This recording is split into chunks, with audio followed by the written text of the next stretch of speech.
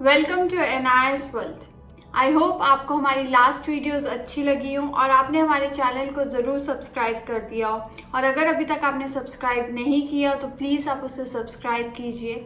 I know मेरी हर video में starting lines यही होती हैं, बट ये हम लोगों के लिए बहुत इंपॉर्टेंट है कि आप हमारे चैनल को सब्सक्राइब कीजिए और हमारी वीडियोज़ को लाइक, शेयर, कमेंट कीजिए। तो जैसे कि मैंने आपके साथ डिस्कस किया था कि मेरी सी सेक्शन डिलीवरी थी और मैंने अपनी प्रीवियस डिलीवरी स्टोरी में अपनी सारी जर्नी बताई थी, तो आज मैं डिस्कस करूंगी कि कौन से इम्पॉर्टेंट पॉइंट्स है कि आफ्टर सी सेक्शन आपको उस चीज़ों पर ध्यान देना चाहिए। हालांकि ये सब चीज़ें मैंने अपने एक्सपीरियंस से सीखी, कुछ चीज़ें मैंने की, कुछ चीज़ें नहीं की, और जो चीज़ें मैंने नहीं की आई डोंट वांट कि वो कोई दोहराए और उसको प्रॉब्लम फेस हो। तो आज की वीडियो में हम डिस्कस करेंगे कुछ इंपॉर्टेंट पॉइंट्स जो कि आपको ध्यान देने चाहिए अगर आपकी सी सेक्शन डिलीवरी हो रही है तो जो सबसे पहला पॉइंट जो कि बहुत इम्पॉर्टेंट है और आपको हेल्प करेगा फास्ट रिकवरी के लिए, वो ये होगा कि आपको आपकी डाइट अच्छी रखनी पड़ेगी। डाइट बहुत इम्पॉर्टेंट रोल प्ले करती है आफ्टर डिलीवरी। और सी सेक्शन में भी आप नॉर्मल सब खा सकते हैं, मैंने भी सब प्रॉपर खाया था, बट मेरे डॉक्टर ने मुझे यही गाइड किया था कि आप ज़्यादा प्रोटीन लीजिए। दलिया में बहुत अच्छा होता है, आप दलिया खाइए और प्रॉपर दाल जिसमें प्रोटीन ज़्यादा होगा वो खाइए, और वेजिटेबल्स वगैरह आप खा सकते हैं, फ्रूट्स खा सकते हैं। बेसिकली थोड़ा आप वो फूड खाइए जिससे आपको एसिडिटी ना हो या फिर जिससे आपको कॉन्स्टिपेशन ना हो, ये भी बहुत इंपॉर्टेंट चीज़ है। और आप घी खा सकते हैं। बहुत लोग कहते हैं कि आफ्टर सी सेक्शन हम घी नहीं खा सकते, बिल्कुल भी तो ऐसा नहीं है। मुझे डॉक्टर ने यही गाइड किया था कि आप ज़्यादा घी का इंटेक नहीं, बट जितना आप नॉर्मल खाते हैं उतना आप खा सकते हैं, और अपने तीनों मील जो हैं वो अच्छे प्रॉपर वे से आप लीजिए। और इससे क्या होगा कि आपकी जो रिकवरी है वो ज़्यादा अच्छी और फास्ट होगी। जो सेकेंड चीज़ बहुत इम्पॉर्टेंट रही और जो कि मैंने गलती की वो ये थी कि मैंने अपना वाटर इनटेक कम रखा। तो अगर आपकी सी सेक्शन डिलीवरी हो रही है तो आपको ये चीज़ बहुत ध्यान रखनी चाहिए कि आपका जो वाटर का इनटेक है वो ज़्यादा लें। आप ज़्यादा से ज़्यादा पानी पिए, क्योंकि मुझे याद है कि मेरी डिलीवरी के तुरंत बाद मुझे यूरिन इन्फेक्शन हो गया, और जब मैंने अपनी डॉक्टर पे विजिट किया तो शी सेड कि आपको अपने वाटर का इनटेक ज़्यादा करना पड़ेगा ताकि आपका जो यूरिन इन्फेक्शन है वो ठीक हो जाए। और जैसे ही ये प्रैक्टिस मैंने अपनी रूटीन में लेकर आई, उस चीज़ को मैंने देखा कि वो जो मेरा इन्फेक्शन था वो ठीक हो गया। और अभी तब की बात नहीं है, अभी भी मैं क्या करती हूँ, मैं अपने पानी का जो इंटेक है वो ज़्यादा करती हूँ, लिक्विड का ज़्यादा इंटेक करती हूँ। पानी तो पीती हूँ but at the same time मैं लिक्विड चीज़ें ज़्यादा लेने लगी। तो इस चीज़ से भी क्या होगा कि आपकी जो सी सेक्शन की रिकवरी है वो ज़्यादा जल्दी होगी और अच्छी होगी। आपको किसी भी तरह का यूरिन इन्फेक्शन नहीं होगा और आपके लिए ये बेनिफिशियल रहेगा। थर्ड थिंग जो कि आपको ध्यान रखनी है वो है आपके रेगुलर फॉलोअप्स।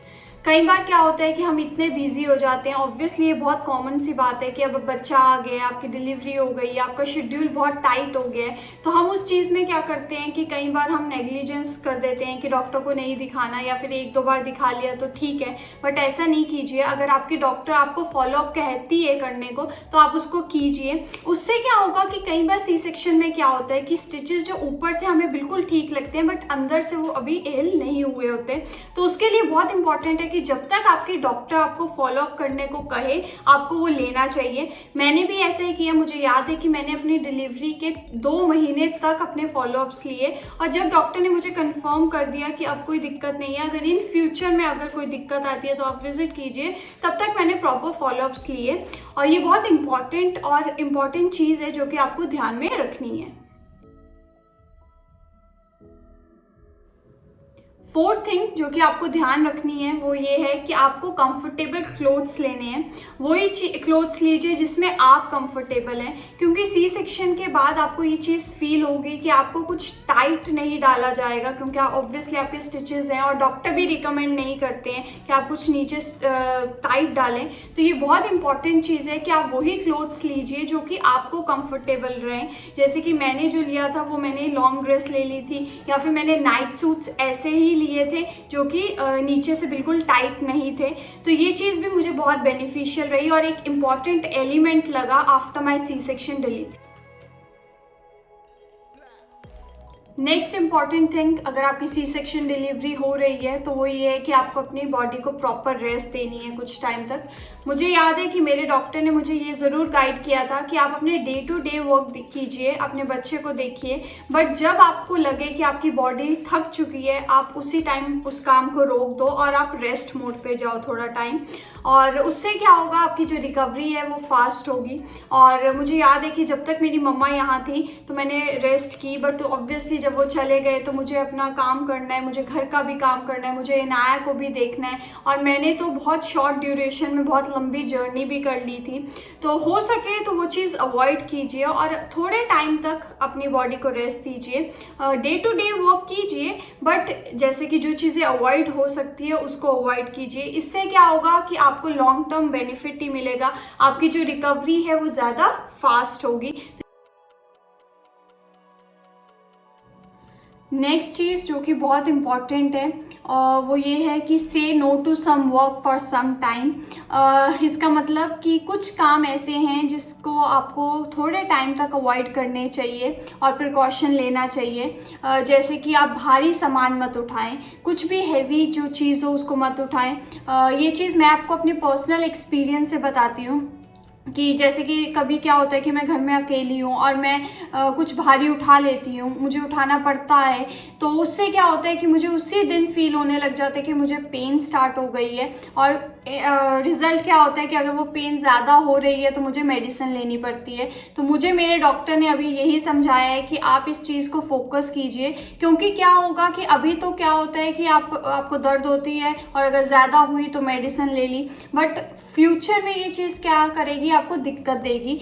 तो मैं भी अपनी प्रैक्टिस में ये चीज़ ला रही हूँ कि कुछ हैवी सामान नहीं उठाती, जैसे कि कुछ पौधे हो गए वो भी नहीं, या फिर अगर आपको बाथरूम में वाइपर मारना है तो वो भी आप अवॉइड कीजिए, और आप हील्स ज़्यादा वेयर मत कीजिए। उससे भी क्या होगा कि आपको पेन स्टार्ट होने के चांस रहेंगे, आपकी बैक पेन होने के चांस रहेंगे, और जब आपको लगे कि आप थक गए हैं तो आप रेस्ट कीजिए। तो ये कुछ चीज़ें हैं कि आपको ध्यान रखनी है और आपको प्रिकॉशन लेने हैं। लास्ट चीज़ जो कि बहुत इम्पॉर्टेंट है, चाहे आपकी प्रेगनेंसी जर्नी में हो, चाहे आपकी डिलीवरी टाइम पे हो, या फिर आपकी पोस्ट डिलीवरी रिकवरी हो, एक पॉइंट जो कि बहुत इम्पॉर्टेंट है वो ये है कि आपको खुश रहना है, आपको पॉजिटिव रहना है। ऑब्वियसली ये न्यू एक्सपीरियंस होगा क्योंकि अब आपका बेबी आपके साथ होगा, ऑब्वियसली थोड़ा रूटीन चेंज होगा, कई बार ऐसा होता है कि नींद पूरी नहीं होती, बट आप उसको भी एक अपना अलग एक्सपीरियंस लेकर चलें। बहुत सुंदर टाइम होता है, वो भी एक अलग टोटली डिफरेंट एक्सपीरियंस है, और आप उसको पॉजिटिव वे में लें, खुश रहें, तो उससे क्या होगा कि आपकी जो रिकवरी है वो ज़्यादा अच्छी होगी, ज़्यादा फास्ट होगी। तो ये कुछ पॉइंट्स थे जो कि मैंने अपने एक्सपीरियंस से आपके साथ शेयर आउट किए, और आई होप आपको ये वीडियो अच्छी लगी हो, इंफॉर्मेटिव लगी हो और आपके लिए भी हेल्पफुल हो। और अगर आपको ये वीडियो अच्छी लगी हो तो please do like, subscribe, share and comment, और बहुत जल्दी मिलेंगे अपनी नेक्स्ट वीडियो के साथ। Till then bye, see you.